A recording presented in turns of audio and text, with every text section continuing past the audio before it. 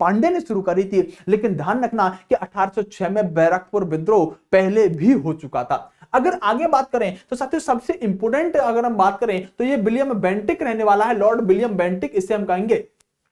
इसके समय में क्या हुआ, इसके समय में इसका पूरा नाम क्या है, लॉर्ड विलियम बेंटिक साथियों लिख लीजिएगा, विलियम बेंटिक है साथियों इसका पूरा नाम, आपने इसके बारे में तो जाना ही होगा, जिसने सती प्रथा को अंत किया था वही है साथियों। अगर बात करें 1828 से 1835 तक ही रहेगा, और इसी के समय में साथियों पूरी तरह से ब्रिटेन में क्या आ चुकी थी, ब्रिटेन में इस समय साथियों औद्योगिक क्रांति आ चुकी थी, और साथियों वहां पर माल बहुत तेजी से बनने लगा था, सामान बहुत तेजी से बनने लगा था। अब माल जब तेजी से बन रहा है, सामान तेजी से बन रहा है, तो मार्केट भी तो हो, अरे बेचेंगे कहां से। तो कहा जाता है कि साथियों ये विलियम बेंटिक जो है, विलियम बेंटिक जो है ये 1833 के अधिनियम के तहत आया है। क्या 1833 के साथियों अधिनियम के तहत, किसके अधिनियम के तहत भारत आया है। और ध्यान से सुनिएगा मेरी बात को साथियों, 1833 का अधिनियम जैसे ही भारत आया तो अभी तक सारे के सारे गवर्नर जनरल बंगाल के गवर्नर जनरल हुआ करते थे। विलियम बेंटिक पहली बार 1833 के अधिनियम के तहत भारत आया, और इस व्यक्ति को, यानी पहले तो ये बंगाल का ही गवर्नर था, लेकिन साथियों 1833 के अधिनियम के तहत इसको साथियों अब भारत का गवर्नर जनरल बना दिया गया। अभी तक ये लोग मैंने बताया था ना कि साथियों ये बंगाल था, ये अवध था, ये साथियों क्या था, दिल्ली था, ये साथियों आपका दिल्ली था, ये आपका अवध था, और ये आपका बंगाल था। तो साथियों इन्होंने बंगाल पर शासन किया था। अब साथियों 1833 के अधिनियम के बाद इसको पूरे भारत का क्या बना दिया गया, विलियम बेंटिक को पूरे भारत का गवर्नर जनरल बना दिया गया। तो आपसे पूछे कि बताइएगा भारत का पहला गवर्नर जनरल कौन हुआ, क्योंकि अभी तक तो बंगाल में ही काम कर रहे थे ना ये, अब पहली बार संपूर्ण भारत की सत्ता को संभालने के लिए विलियम बेंटिक चला है। 1833 के अधिनियम के तहत इसको भारत का गवर्नर जनरल बना दिया गया। सुनिएगा पूरी बात। औद्योगिक क्रांति आ चुकी थी, सामान बहुत तेजी से बन रहा था।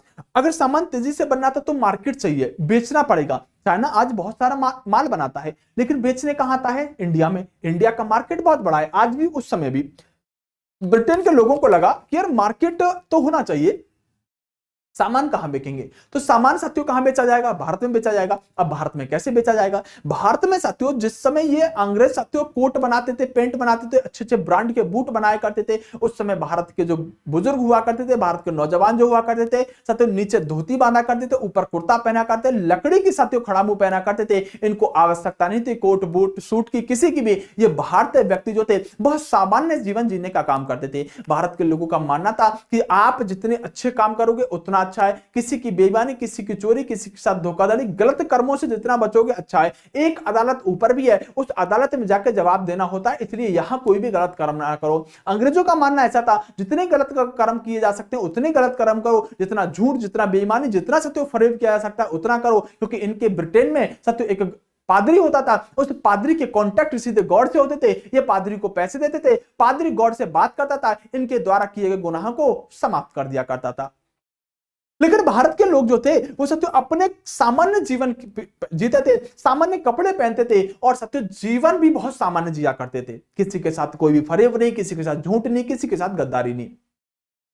अब एक बार धोती कुर्ता अगर भारतीय व्यक्ति ने ले लिया तो 3 साल तक तो धोती कुर्ते को चलाएगा। एक बार खड़ामू अगर लेनी तो खड़ामू सत्य वैसे भी लकड़ी की होती है, तो लकड़ी की खड़ामू पहन के जीवन चला रहा है। आप बताओ ये भारत के अंदर अपने माल को बेच पाएंगे, नहीं बेच पाएगा। लेकिन इंग्लैंड में बहुत माल बिक रहा है, औद्योगिक क्रांति आ चुकी है, इस समय तक मशीनरियां माल पे माल बना रही हैं, वो माल बेचेगा कहां, भारत में मार्केट ही नहीं है। अगर भारत में मार्केट बनानी है तो अंग्रेजों को इनकी संस्कृति, इनके कल्चर, इनके पहनावे में बदलाव करना पड़ेगा। और दोस्तों सबसे कठिन काम है भारतीयों की संस्कृति में बदलाव करना। अल्बुकर्क आया था, उसने कोशिश करी थी साथियों, भारतीय महिलाओं की शादी यूरोप के लोगों से शादी कराने की कोशिश करी थी, होने वाले बच्चे साथियों यूरोपियन हो, लेकिन साथियों भारतीयों ने उसका बहुत बुरा हाल किया था। भारतीय लोग कुछ भी सहन कर सकते हैं, लेकिन धर्म में हस्तक्षेप, उनकी संस्कृति में हस्तक्षेप, उनकी कला में हस्तक्षेप अगर किसी ने किया तो भारतीय नहीं छोड़ते हैं। लेकिन अंग्रेज समझदार हो चुके थे, अंग्रेज सब कुछ जानते थे, भारतीयों को पहचान रहे थे, भारतीयों को देख रहे थे, ये भी जानते थे कि भारतीयों की संस्कृति, भारतीयों के पहनाव में बदलाव करना आसान बात नहीं होगी। साथियों विलियम बेंटिक के समय में ही एक व्यक्ति राजा राममोहन राय थे, उनके भाई की मृत्यु हो जाती है, उनकी भाभी को जबरदस्ती साथियों सती करा दिया जाता है। सती क्या होता था कि जब किसी पुरुष की मृत्यु हो जाए तो साथियों उसकी जो पत्नी होती है वो उसकी साथियों जो चिता होती है उसी में अपने आप को दहन कर लेती है, उसी में अपने आप को आहूत कर लेती है। अब एक बात बताओ कि कोई भी अगर पुरुष है, अगर 70 80 90 साल का हो गया है, उसकी मृत्यु हो गई तो बनता है चलो सती हो गई, कोई बात नहीं है। अब एक बात बताओ, एक ऐसी महिला है जो सुबह उठती है पति को गाली देती है, सत्यानाशी तेरा नाश जाए, तू पता नहीं कब मरेगा, शाम को सोती है अपने पति को गाली देती है, तुझसे छुटकारा कब मिलेगा, मेरा जीवन बर्बाद हो गया है, दोपहर को साथी उसके बारे में सोचती है, मन ही मन करती है कि इससे कब छुटकारा मिलेगा। मान लीजिएगा उसका पति मर गया, जिसकी उम्र भी साथियों 20-25 साल है, तो क्या उस महिला को सती होना जरूरी है? दरअसल ये सिस्टम राजा राममोहन राय को समझ में नहीं आया कि अगर ऐसा है तो साथियों महिला दूसरी भी शादी कर सकती है। राजा राममोहन राय विलियम बेंटिक से मिलने के लिए गए, बोले आपके पास शक्ति है, आपके पास पावर है, आप बस इतना करो, इस प्रथा को खत्म कर दो। अंग्रेजों ने कहा नहीं नहीं ऐसा नहीं हो सकता, चाहते अंग्रेज भी थे इनकी संस्कृति इनके कल्चर में बदलाव करना, लेकिन जानते थे कि आखिरकार हम आगे बढ़ के इस सती प्रथा को बंद करेंगे तो हमारे लिए मुसीबत हो जाएगी। खुद चाहकर विलियम बेंटिक ने राजा राममोहन राय से मना किया, ऐसा नहीं हो सकता, लेकिन सत्य राजा राममोहन राय ने कहा कमिटमेंट कर चुका हूं, आपको करना पड़ेगा। अंग्रेज पहली बार सत्यो राजा राममोहन राय के कंधे पे धर के बंदूक चला रहे हैं। भारत के अंदर विलियम बेंटिक ने उस प्रथा को खत्म करने के लिए चलाया जिसको कब से वो चाह रहा था, क्योंकि भारतीयों की सत्यो कल्चर में बदलाव करना चाह रहा था, उनकी संस्कृति में, उनके पहनाव में, उनके रहन सहन में बदलाव करना चाहता था। तभी तो इंग्लैंड के अंदर बन रहा माल भारत में बिक पाता, क्योंकि भारत की मार्केट को उस तरह का बनाना पड़ता।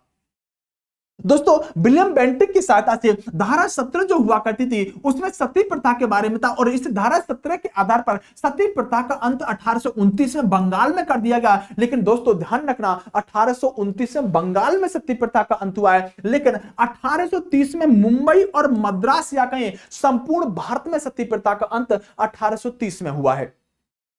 सबसे पहले सती प्रथा का अंत बंगाल में हो गया था, लेकिन संपूर्ण भारत में 1830 में, मुंबई मद्रास से संपूर्ण भारत में 1830 में सती प्रथा का अंत किया गया। और साथियों यहां पर निर्णय यह निकला कि राजा राममोहन राय के कंधे पर धर के चलाई गई थी। राजा राममोहन राय का समाज ने बहिष्कार कर दिया, उनकी मां ने कह दिया तू मेरा बेटा नहीं हो सकता, तूने ये क्या कर दिया।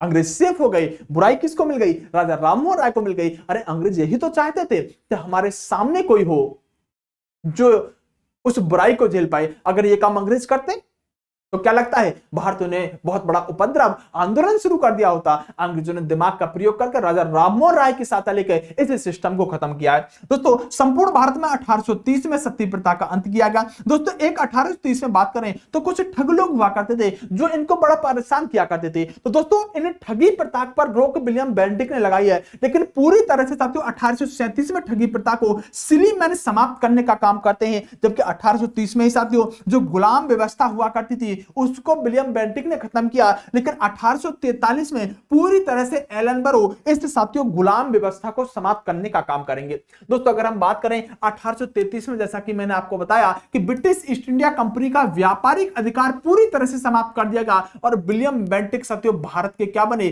भारत के साथियों यहां पर गवर्नर बने। क्या बने? भारत के गवर्नर बने। भारत में साथियों कलकत्ता में मेडिकल कॉलेज की स्थापना इन्हीं के समय में हुई और साथियों वेल्लोर का विद्रोह इन्हीं के समय में हुआ। 1835 में विलियम बेंटिक ने अंग्रेजी शिक्षा की शुरुआत करी और मैकाले के सुझाव पर, किसके? मैकाले के सुझाव पर साथियों मैकाले विधि एवं शिक्षा आयोग का गठन किया। मैं आपको बताने वाला हूं सारी बातों को, सुनिएगा। दोस्तों कहा जाता है कि ब्रिटिश ईस्ट इंडिया कंपनी जो थी उसके पास 1813 में चाय और चीन का व्यापार छोड़ दिया था, लेकिन 1833 आते आते सब कुछ समाप्त, पूरा मार्केट ओपन। आज के समय में अगर आप चाइना के लिए मार्केट पूरा ओपन कर दो, भारत सरकार टैक्स न लगाई, बोले जितना चाहो माल बेचो, मैं कह रहा हूं कि भारत के उद्योग जितने भी हैं ठप हो जाएंगे। भारत का एक सामान जो बनाए ना वो एक सामान मार्केट में नहीं बिकेगा। चाइना से आया हुआ सामान भारत में साथियों बहुत सस्ता मिलेगा। भारत के व्यक्ति पूरा का पूरा चाइना का सामान खरीदेंगे, भारत का पूरा कैपिटल जो है वो नीचे गिर जाएगा। लेकिन वही हुआ 1833 में, ब्रिटिश ईस्ट इंडिया कंपनी को साइड में लगा के ब्रिटेन के लोगों के लिए व्यापार के लिए रास्ते खोल दिए गए। बोले जितना चाहो सामान बेचो, व्यापार करो, कोई टेंशन नहीं, खुला है इंडिया का मार्केट। ब्रिटेन रेगुलेट कर रहा है भारत को, ऐसा नहीं होता है। दोस्तों अगर हम बात करें कलकत्ता में सत्यो मेडिकल कॉलेज की स्थापना इसी बेंटिक के समय में हुई। सत्यो वेलोर विद्रोह में इन अंग्रेजों ने कह दिया कि आप तिलक नहीं लगा सकते, आप टोपी पहनोगे उसके अंदर तुनीर में एक चमड़े का एक छोटा सा हिस्सा लगा होगा, आप कान में बाली नहीं पहन सकते। विभिन्न प्रकार के साथियों नियम लाने शुरू कर दिए। जो धर्म में हस्तक्षेप था, अंग्रेजों का सामना बेल्लौर के अंदर हुआ। बेल्लौर में सिपाहियों ने फिर से विद्रोह कर दिया, बोले तिलक लगाएंगे, तुम कैसे रोक पाओगे। धर्म में हस्तक्षेप आसानी से नहीं सहन करते थे। दोस्तों यहां पर पहली बार क्या हुआ कि साथियों बूढ़ा तोता राम राम नहीं करता। तो अंग्रेजों ने क्या सोचा कि संस्कृति बदलनी है यार, इनकी माल बेचना है अपना। इन्होंने कहा कि इन बच्चों को अंग्रेजी सिखाओ। अगर आप बड़े बूढ़ों को साथियों भारत के अंदर भाषा बदलवाओगे, फायदा क्या है। जो नई पौधारें इसको अंग्रेजी सिखाओ। कैसे सिखाएंगे, इनके शिक्षा का माध्यम अंग्रेजी कर दो। 1835 में विलियम बेंटिक ने साथियों अंग्रेजी शिक्षा की शुरुआत करी और मैकाले के सुझाव पर साथियों मैकाले विधि एवं साथियों शिक्षा आयोग का गठन कर दिया। अंग्रेजी की शुरुआत यही से मानी जाती है। इनकी संस्कृति, भाषा, सब में बदलाव करना होगा, तभी हम इस इंडिया में अपनी चीजों को अच्छे से सेल कर पाएंगे। दोस्तों इसके बाद मेडकॉफ आता है और मेडकॉफ जो है इसको प्रेस का मुक्तिदाता कहा जाता है, क्योंकि साथियों